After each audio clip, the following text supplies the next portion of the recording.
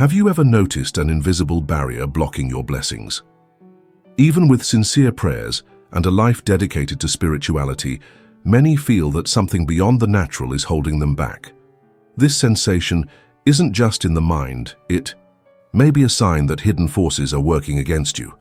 One of history's greatest mystics, Saint Padre Pio, known for his stigmata and supernatural gifts like bilocation, warned about a seemingly simple object with extraordinary power.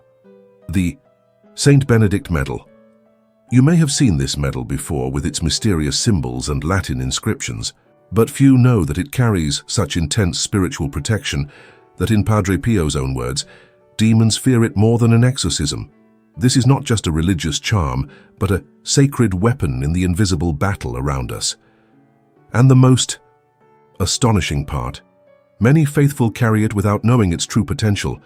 Padre Pio, who faced demons in direct combat and saw beyond the physical world, left profound teachings on how this medal can transform homes into spiritual fortresses. But there's a crucial detail. It must be used with knowledge and faith. What you're about to discover isn't taught in every church. These are revelations guarded for centuries, known only to those who understand one true spiritual warfare. If you're ready to receive this knowledge, prepare yourself. What comes next could change your life. Stay alert, because some of these truths may surprise you, but for those who apply them with devotion, the results will be transformative. Are you ready to uncover the hidden power of the Saint Benedict Medal? There's something deeply mysterious about this small metal disc that has passed through centuries in the hands of believers, bishops, and even saints. You may have seen the Saint Benedict Medal, perhaps hanging from someone's neck, fixed on a door, or discreetly placed in a car. But few understand that this seemingly simple object holds a supernatural history and a power far beyond what the eyes can see.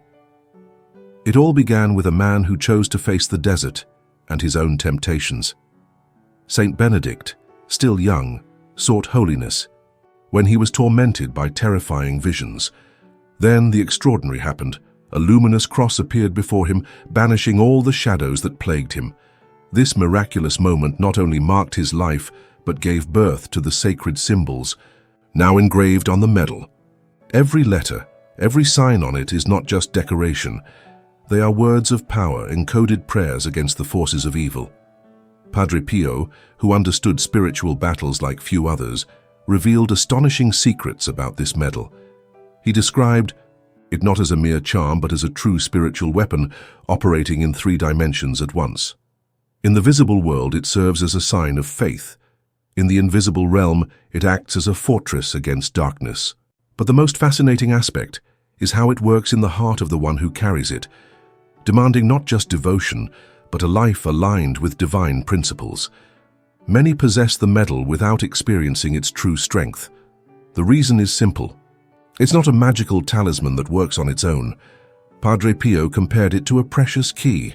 It can unlock treasures of grace, but only if we know how to use it properly. This requires 3 essential things: understanding its deep meaning, having living and sincere faith, and living in a way worthy of this heavenly protection. Why then is something so powerful so poorly understood today? The answer may be deeper than we imagine. We live in times of intense spiritual warfare, where dark forces work tirelessly to obscure the very weapons most effective against them. In his visions, Padre Pio witnessed something astounding. Evil spirits show more fear before this small medal than before many prayers, because it represents not just Christ's victory on the cross, but also Saint Benedict's personal triumph over all temptations. This dual spiritual authority, Christ's redemption united with the witness of a saint who conquered evil in life, is what makes this medal truly unique. And perhaps it's also why its full meaning always seems just beyond our grasp, like a mystery revealed only to those who seek with an open heart. Having a Saint Benedict medal in your home goes far beyond a simple act of devotion. It represents a profound spiritual decision, capable of triggering transformations in both the environment and the lives of those who embrace it. Padre Pio himself often warned about the weight of this choice, emphasizing that the medal's presence establishes a direct link with the spiritual plane, attracting both blessings and trials. The analogy is clear. Placing the medal in your home is like lighting a beacon in the night. It dispels darkness, but also reveals what was hidden. Many faithful report that after introducing the medal into their homes, they initially face a period of spiritual turbulence, as if there were an invisible resistance to its presence. According to Padre Pio, this happens because dark forces, once settled in the environment, are confronted by the sacred power of the sacramental. The Italian saint identified 3 distinct scenarios among those who possessed the medal. Those who lived in harmony with its spirituality. For them, the medal became a source of extraordinary graces. Unexplained illnesses improved, family conflicts dissolved, and a serene atmosphere of peace enveloped the home. Those who treated it with neglect or superstition. In these cases, the medal remained inert, failing to manifest its spiritual potential. It was like having a powerful tool but never using it. Those who received it without spiritual preparation. For them, the medal acted as a mirror, exposing everything that needed purification. Challenges intensified, not as punishment, but as a call to conversion and growth in faith. Therefore, when deciding to have the St. Benedict medal in your home, be aware, you're not just acquiring a sacred object, but making a commitment. The question remains, are you ready for what comes next? The St. Benedict medal isn't a mere amulet or decorative piece. It's an instrument of faith, charged with spiritual meaning and transformative power. If you're willing to embrace it in your life with seriousness, prepare for a journey beyond the superficial. Many possess it, but few truly activate its sacred potential. Padre Pio taught that the medal's true effectiveness begins with an open heart and a mind aware of its purpose. If you feel this call resonating in your soul and wish to turn your home into a refuge of peace and protection, declare with faith, I am ready to receive this blessing. And if you seek to deepen this spiritual path, follow these teachings. For as the saint said, the first step to receiving divine graces is recognizing our need for protection. The St. Benedict medal is a true spiritual code engraved with symbols and words of power. Many carry it without ever deciphering its profound meaning. On the front, we see St. Benedict himself holding the cross, symbolizing Christ, and the rule, representing monastic wisdom. The initials ECSB, Cross of the Holy Father Benedict, remind us that all protection comes through the cross. On the reverse, each letter hides a word from the powerful prayer of exorcism. Begone, Satan, never tempt me with your vanities. What you offer is evil. Drink your own poison. Padre Pio revealed that knowing these symbols begins to activate the medal's protection. But it's not enough to just read them. You must meditate, internalize, and spiritually connect with each word.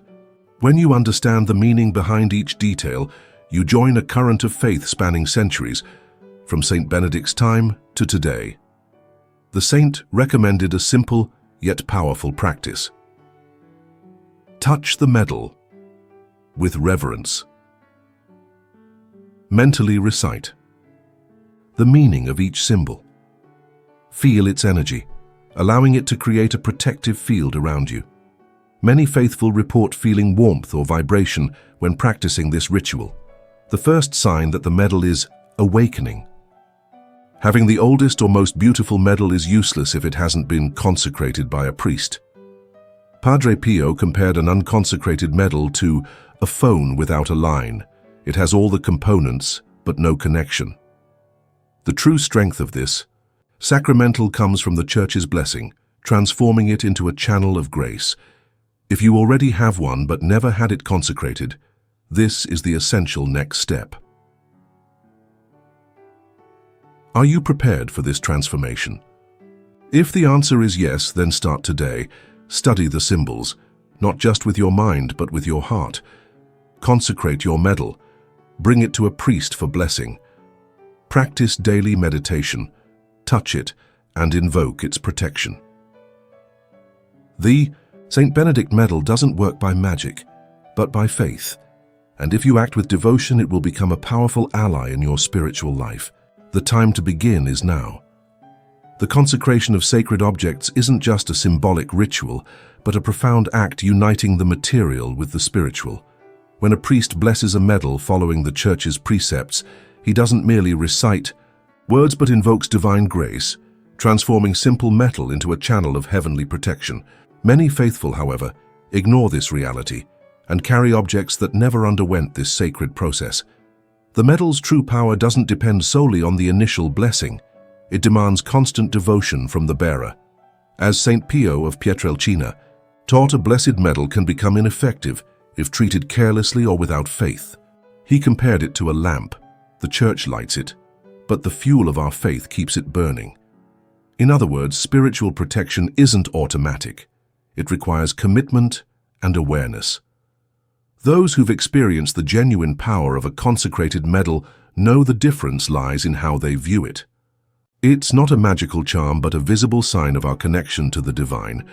To strengthen this bond, ensure your medal was properly blessed, preferably by a priest using the appropriate prayers. If in doubt, there's no harm in renewing the blessing. Faith isn't limited by how often we consecrate an object. Additionally, the devotee should personally rededicate the medal in prayer. Holding it, lifting it in devotion, and reaffirming its sacred purpose strengthens its power. St. Pio suggested renewing this consecration periodically, such as with each new moon, to revitalize its efficacy. Those who adopt this practice often report growing peace and security in daily life. Finally, the medal reaches its full potential when placed and used intentionally. This isn't superstition, but spiritual wisdom. Positioning it in strategic spots, like the four corners of a home, doors and windows, creates a barrier against negative influences. These locations act as energetic portals, making their protection vital. Many testify to a noticeable shift in the atmosphere after this practice, as if a heavy presence dissipates. But the medal doesn't act alone. In moments of distress, temptation, or fear, holding it and consciously invoking divine intercession, such as with the ejaculatory prayer, "May we be strengthened by His presence at the hour of our death," can bring immediate solace. This active faith turns the medal from a passive symbol into a dynamic instrument of grace. In summary, true protection comes from combining ecclesiastical blessing, personal devotion, and strategic use. When these elements unite, the medal ceases to be a mere object and becomes a living expression of God's grace. According to the saints' teachings, the sacred medal functions as a spiritual tool that must be directed with intention and at the right time to achieve its full effect. Many faithful report extraordinary experiences after applying this principle in moments of deep need. To incorporate this into your routine, begin by carefully mapping your home's energy, noting areas needing greater safeguarding. Beyond traditional spots like doors and corners, pay attention to spaces with histories of tension or unexplained unease.